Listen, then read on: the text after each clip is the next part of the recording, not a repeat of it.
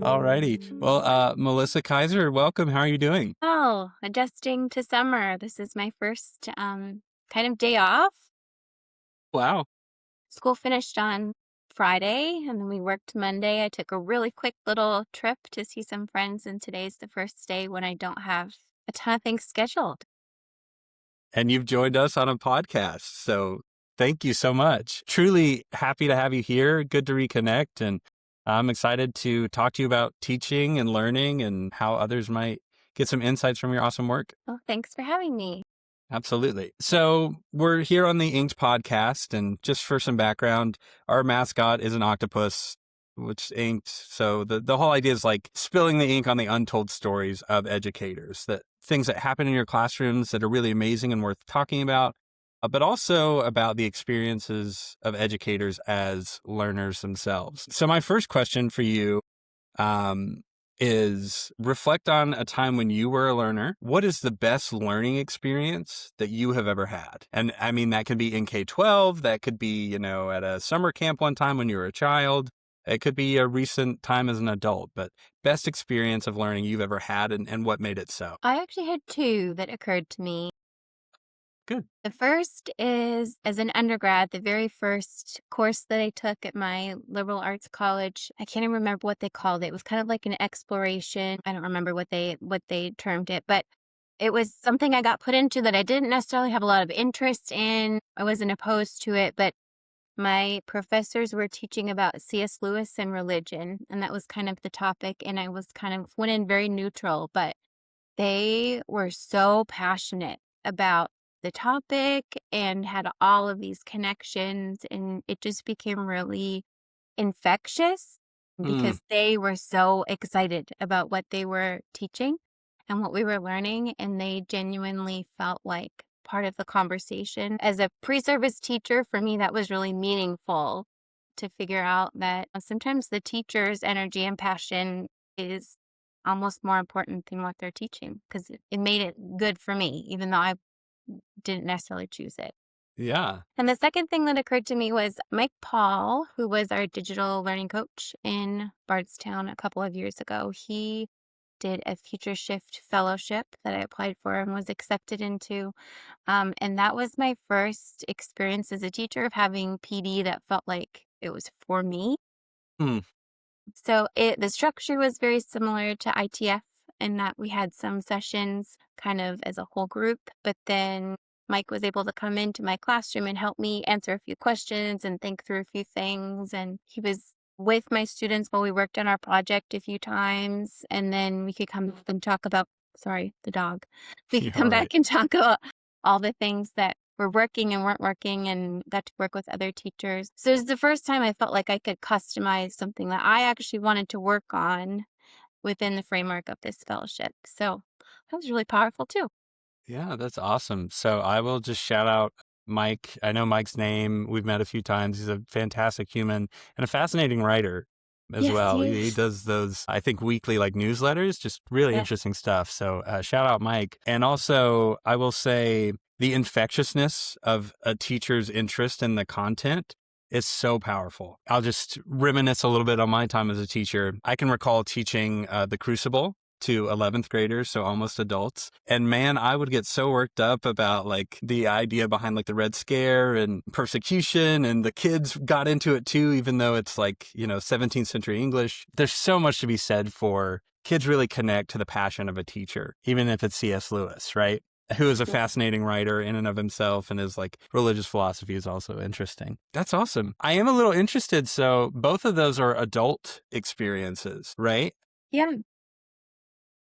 Might we talk a little bit about why that is? Did you ever have an experience as a young learner that may have hit that high water mark? Some. I think also I was the student that performed really well Hmm. and was a very successful student, but I wasn't outgoing and I wasn't the star of the show ever. And so I kind of always felt like I was a little bit in the background, which is probably honestly how I preferred it as a student. So the few times that I had a teacher that I felt like really knew and understood me as a person, that definitely, like my fourth grade teacher, was that person for me. Can we get their name? Yes, Mr. Nile. He was in Okay. Minnesota, in Go, Egan. Mr. Nile. Okay. Sorry. Just love Yeah, to we shout had him a out. portable classroom outside that was like just a few steps from one of the side doors. And for whatever reason, that year sticks out as the year for me. But I really think it's because he kind of got me and got Mm-hmm. that what I needed and how I learned, and could kind of celebrate me without embarrassing me and push me a Yeah. little bit. And I didn't feel like I enjoyed school. I just never felt like there was so much else going on. I kind of felt like Yeah. a student that could just come and show up and it would be good. And I didn't feel like I was known as well as a student sometimes. I hear you. And I think that's definitely a danger of teaching, right? And falling into that experience where those students who are comfortable sitting in the background, you let them be because you're dealing with other issues and trying to manage the intensive exercise that is teaching and planning, right? But it's important that we do find those students, meet them where they're at, and really personalize what we do to them in a way that meets them and pushes them as well. I think so. And it's interesting hearing your reflection on being able to be comfortable in that space when maybe that didn't serve you. Yeah. And I can think of some students who maybe I've allowed that to happen to. I'll actually share a quick reflection. I was fortunate or unfortunate enough to be my sister's teacher. Oh, I know both of them. I taught one senior English and I taught the other 10th grade English. And now that I think back to that experience, it could have been wildly embarrassing to have to teach your sibling. For me, though, they were able to sit in the background and they didn't, trouble me because they knew this was my yeah. livelihood and I'm breadwinning here. So better not mess it up. But I think back, how could have I personalized the experience for them a little bit more, even though it's already kind of unique enough in and of itself. But all of our kids deserve that. I think that really, let's find them where they're at, push them in ways they need to be pushed, celebrate them in ways that they like to be celebrated. Sorry, that was just a really deep reflection for me there. Thank you for sharing No, that. yeah, it's that's important to me too, and I think because that's just my personality. I think sometimes with those students, I really just connect with them differently. I think because I know what that's like, and I Yeah. don't know if they always get that Yeah. with all the Well, we'll behaviors and stuff. We'll talk about later your exhibition of learning that you worked on as your project this year.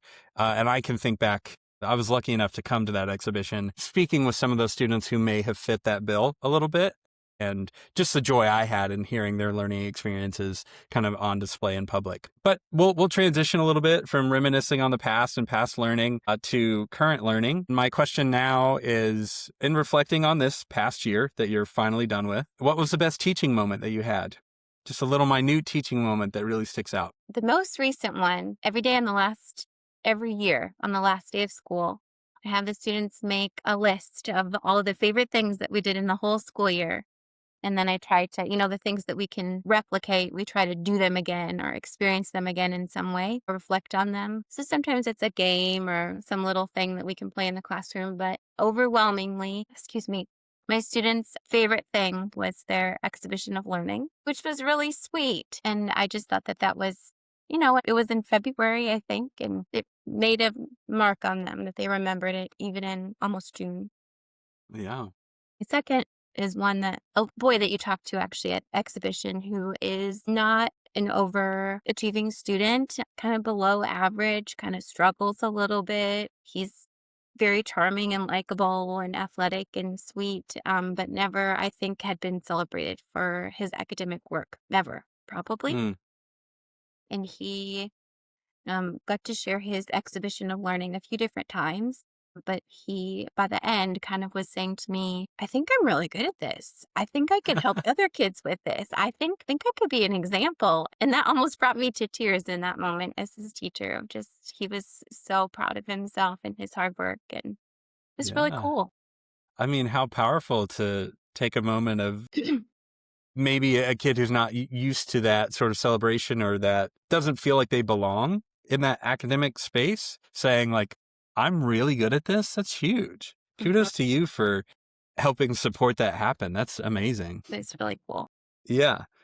Um, Well, so since we've mentioned it a couple of times now, a big part of this podcast is bringing to life projects that teachers have implemented in their classrooms and really digging into the insights of what it took to make that innovative project happen. So what were the successes? What were the challenges?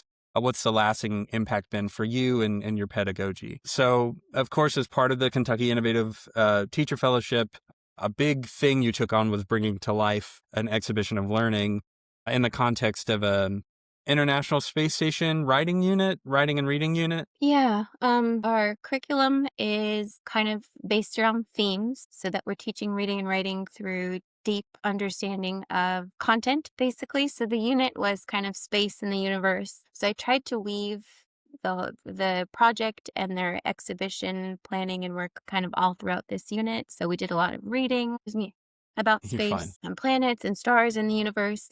And then the kind of culminating writing piece that was in our curriculum was about the ISS, but I kind of took that and beefed it up quite a bit and changed things around so that they could integrate all of this other content learning that we had been doing through the whole unit to make it into one kind of big, more cohesive project. For sure. So, one, it was an amazing project to see happen from afar. So, we were documenting our experience. It was just always so neat to see the photos that you were taking of your students, like when you made the name badges for them or when you had the star party, which we'll talk about in a bit. So, really, what I'm interested in hearing now is what did it take for you to beef up that curriculum piece a little bit? And what was the process of realizing you had to bring to life an exhibition and getting that to happen? I think the biggest kind of lessons that I've learned in doing projects like this are that I have to determine kind of the non-negotiable things. Like these are the pieces of the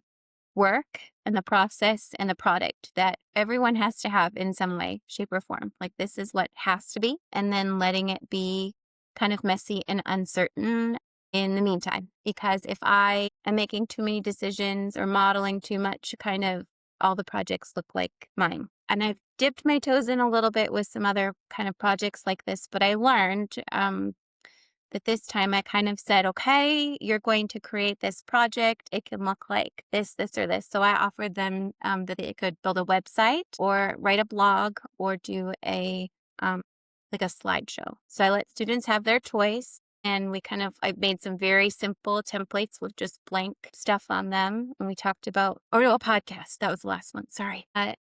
And they got to choose. So that was an important part for me too, that they would be able to choose what the format was like and how they wanted to integrate their content.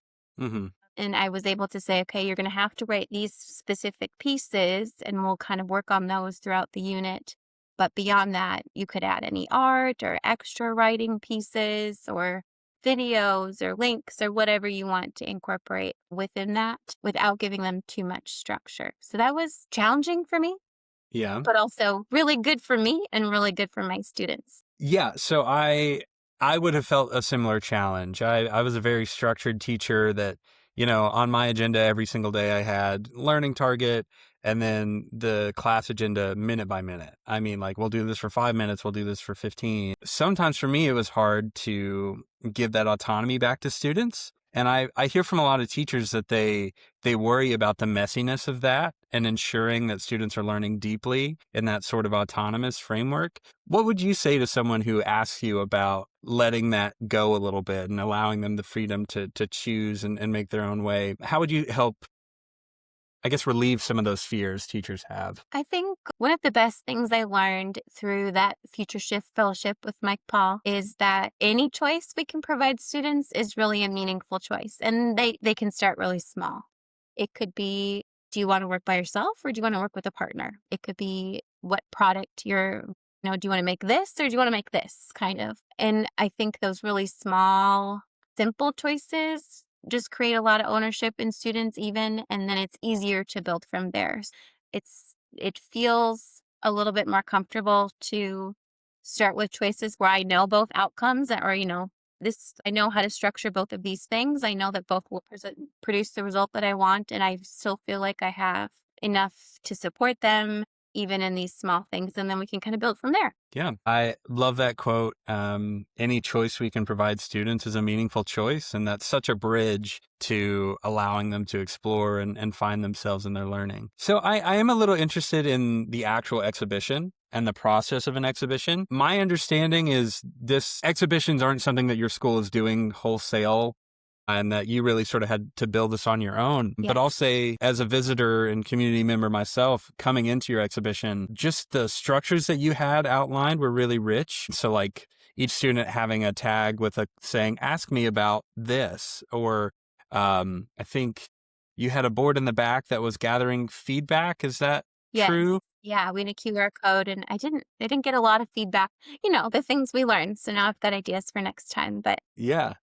So could you talk about just the general structure that others might be able to replicate in thinking about doing an exhibition of learning? yes, I went into the unit telling students right away, you're going to produce something and it will be shared publicly with kids and adults. And some of the adults, a lot of them are not going to be from this school. They're not just going to be teachers. So I think going in with that expectation right away, I think I freaked some of them out, but I think it also made them a little bit more careful and a little bit more Hmm. thoughtful about what they were producing, because they knew it would be public. We had a lot of good discussions. The project itself, I guess, was focused on their writing. So they wrote several pieces over a few weeks of this unit of study. But then we were able to have lots of good conversation about how can you find visual art, photographs, pictures, whatever, to enhance your message. Hmm. So kids were building those into their website or putting them on their slides or whatever. They knocked it out of the park, by the way. They Like the did. Canva presentations, I was looking at some of the animations and thinking like, oh my gosh, this is like for a third grader, this is impressive. So kudos to them. Canva is wonderful. I love it. I don't Yes, know how I will ever again teach without it. agreed. They look so professional, their products. So, Yes. and that was a big piece of what we had to talk about too, that some of them really, really wanted to dive more into the music and the graphics, and they were getting a little bit sidetracked in the Sure. frills and whistles, and we had to kind of focus back in on what's your message. This is the most important thing. Everything else has to support your message. Right. So, other than that, in the exhibition, another thing that's, I think, being an elementary teacher that I really, really stress is rehearsal and practice. So, we did a lot of work ahead of time about how to engage someone in a conversation. Like, I even coached them when we practiced. Would you like to listen to my presentation? Can I share with you what I learned? And then how to answer questions and how to stand and where should your computer be and all of those things, like the tiny little details that they wouldn't know unless they had practice. Hmm. And then we practiced our exhibition for our own classmates. We practiced it for another class of third graders. We did another practice exhibition just with staff members from my school that happened to be free during the day. And then we had the real one. So after each, we had a debrief. What went well? What didn't go well? What feedback do your audience members have for you? What could we do better? So I think just really, really taking that time to reflect and think Hmm. and plan. We needed that. And I think it was Yeah. the first exposure that many, many of them have had to something kind of formal like that. What else? I did as part of the unit, I had expectations from day one, like these are the focus questions.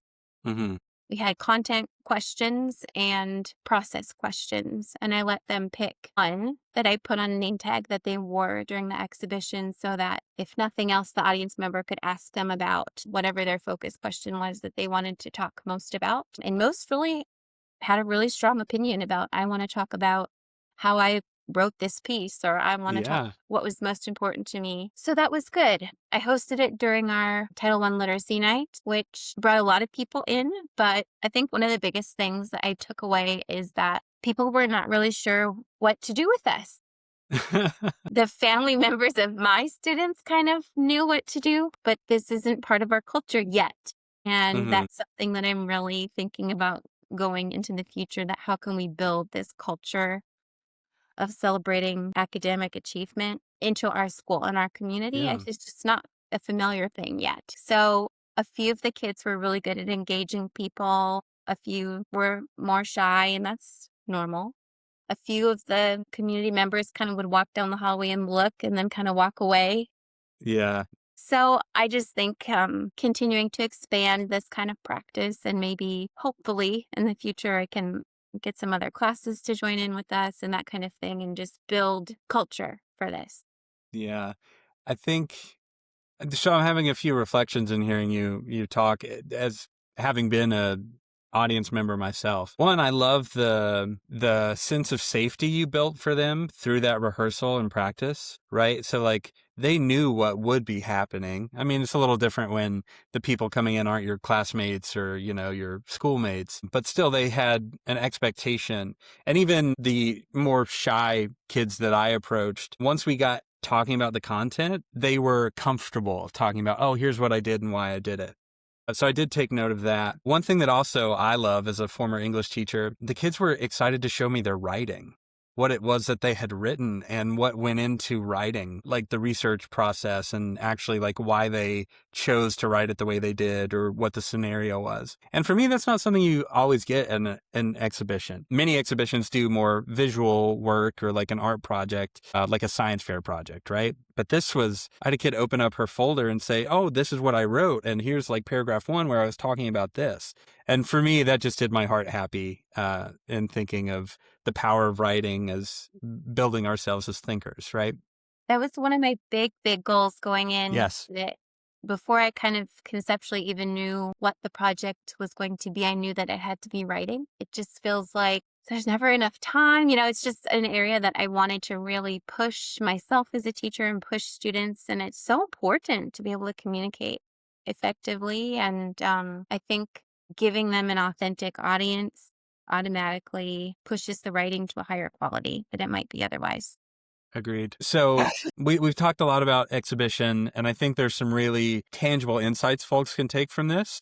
I do want to mention one thing because we haven't talked about it yet, and that was the star viewing party that you had. Yeah. And I do believe you incorporated community members into that as well, right? Yeah. Initially it started because there was a day around this time when there was a lunar eclipse and then all of the planets were aligned. And I thought, oh my gosh, wouldn't it be amazing if we could see that? So I reached out to the Louisville Astronomical Society kind of on a whim, thinking I wouldn't get anything in response. And their coordinator person connected me with a volunteer astronomer who actually lives like blocks from our school that I had no idea. Yeah, that's awesome. So he was able to come, and it turns out, because I'm not an astronomer, I didn't understand this, that the cool events that I wanted to see were like at 3 a.m. and that wasn't feasible for us to actually do. We planned today anyway, and they got to see some planets. And um, this gentleman already went in like, okay, what are we going to do next year? How can we get some more telescopes? That's incredible. So now I have that um, connection. I don't have to go through the Astronomical Society again. I just know this person now.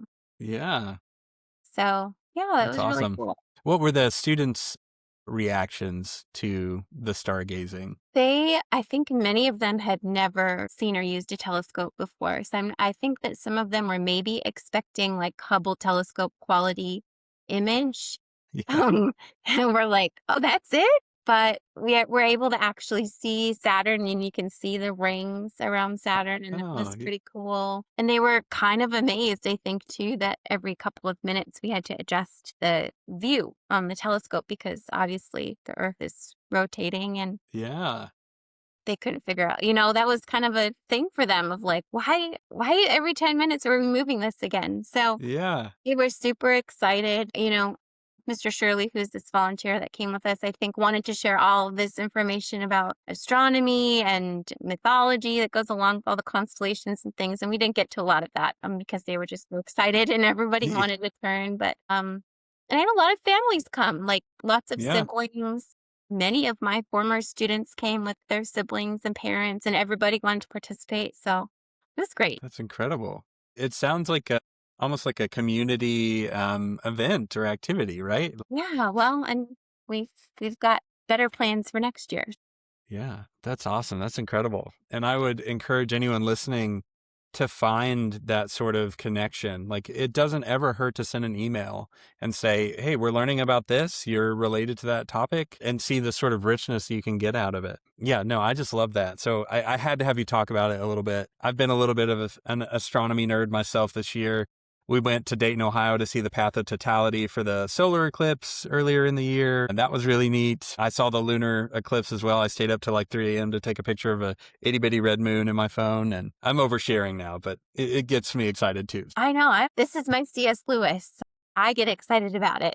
Yes, I love it. Fantastic. Well, thank you so much for sharing that. And I think, as I mentioned, there's some real insights there for folks that want to do an exhibition of learning. I think there's just a real strength to rallying community around what students have learned and how they've done it in the process. And you mentioned some human skills of just like engaging someone formally, right? Like, that's a powerful skill for our kids going throughout life. I did want to ask you, so you've done some student podcasting in your classroom as well. So as I'm myself just diving into the world of podcasting, I'm a little interested. How do you facilitate that in your classroom with your elementary school students? It's kind of looked different. I've done several different iterations of Sure. projects. But again, it started kind of out of a need for meaningful writing. I think that was kind of the core motivator. Hmm. It felt like we needed an audience and we needed a reason to revise and edit, which is so hard when you're 9 years old. That's hard to get kids to want to do that. Absolutely. So it started out of that and just having students do some reflective writing or summarizing even of content that we've learned, because writing is such a powerful vehicle for learning and remembering things. So in some projects, for some units, I guess is a better way to describe it, we've done a podcast kind of centered on that unit. Hmm. And many of the projects ended up being the whole class worked together to produce one podcast episode, and different students were in charge of different segments. And in general, they worked in small groups to do those things. They got to kind of choose the segment that they wanted to produce. And then I had students kind of, writing and recording the intros and the transitions and all of those things. And we did that several times. And I found that not only is it a really good tool for writing, but also reading fluency, which is a great big foundational skill in 3rd grade. Absolutely. So that rehearsal again and again and again really pushes our reading fluency. So it was a great tool for that as well. Yeah. And then as they became more comfortable, we were able to delve off into some smaller groups. A couple of my students chose to do a podcast for their astronaut project for the exhibition. And at the end of the year, we made a podcast for 2nd graders, like welcoming them to the next grade level up, telling them what to expect from 3rd grade. And they all did those kind of in their small groups. So by then That's they felt awesome. really comfortable and confident and they rolled with it. Yeah, that's fantastic. I love just the practical aspect of like, literacy skills in building a podcast. I am wondering a bit about the technical aspect. So like, do you use like USB mics? Or are they using their Chromebooks? Like, what's the technical aspect of what platform are you using? Things like that. Yeah, I started small. Canva is the kind of the thing that they're most familiar with other than kind of the Google suite.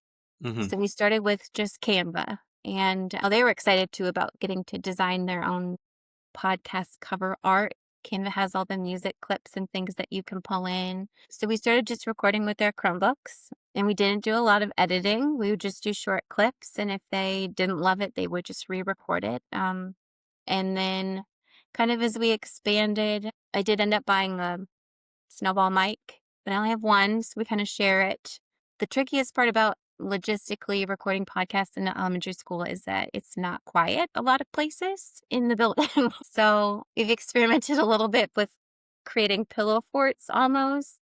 Yeah, yeah. I have a storage closet in the back of my classroom. I think next year that I'm just going to put a recording studio Yeah, sign that's up awesome. and kind of layer it with blankets or something. It's just noisy. So I think they have a lot of frustration with, there was a class in the background and this kid was yelling and Yeah. whatever. So, and then We did use a little bit of editing software at some point. Canva's a little cumbersome in terms of editing clips. It's possible, Hmm. but it's not super intuitive. Um, that's something I hope we can play with a little bit more in the future, but I don't have that perfected yet. No, I hear you. Perfection is a difficult goal to chase. So, um, I'm I'm hearing. I remember back my several years teaching ago. Flipgrid was a huge Yeah. product that folks were using, and they used to sell like little Flipgrid tents that were like really thin, sheer material, and your student was supposed to go in this dark tent and record as though that would block out any sound at all. Yeah. I think maybe part of that was the green screen. Like there would be a That green too. screen background. I'm thinking though, how nice is it that your students are invested enough in the quality of the recording that it is cumbersome and annoying to them that we don't have anywhere quiet to record, right? Like that speaks to their desire to do well, which I think is huge. Interestingly, too, I always let them choose whether they want to have video like this Hmm. or if they prefer to do just audio. And most always they choose just audio, which is fine. Yeah. But this last year, I had some kids with some really tricky, significant social anxiety, Mhm. including one student that had an IEP for selective mutism. But both of them were really successful with the podcasting. Yeah, that's So lovely. that was super cool to see that, the one I had never heard her voice on until I heard her recording. Oh my So that was goodness. super cool. I was able to send that to mom and dad, and to the speech Yeah. teacher, like, no, listen. Oh my So it was gosh. really exciting. Yeah, how powerful and sweet and my goodness. Well, we can't top that moment. That is beautiful. So I do want to just take a moment to thank you so much for coming on this podcast on your first real day off of the summer, spending, 30 some minutes with me and sharing your stories and your insights. Your students are lucky to have you. Thank I'm you. lucky to have worked with you throughout the Innovative Teacher Fellowship. And I hope you have a lovely rest of your summer. Thank you so much. You too. Absolutely. Bye-bye.